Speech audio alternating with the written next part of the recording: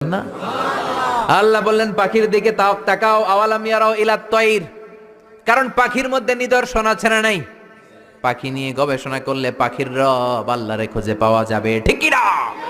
এজন্য কোরআনের অনেক জায়গায় আল্লাহ পাখির কথা বললেন, ওয়া আরসালা আলাইহিম তায়রান আবাবিল, আবার কাবা ভাঙতে এলে পাঠাও আবাবিল, দাও খোদা দাও আমায় আবার উমার দারাজ দিল। সুবহানাল্লাহ বলেন। আবাবিল পাখি দিয়ে আল্লাহ আব্রাহারে শেষ করলেন, ঠিক কিনা? এরপর সাইয়েদনা সুলাইমান আলাইহিস সালামের একটা পাখি ছিল, নাম কি? হুদহুদ।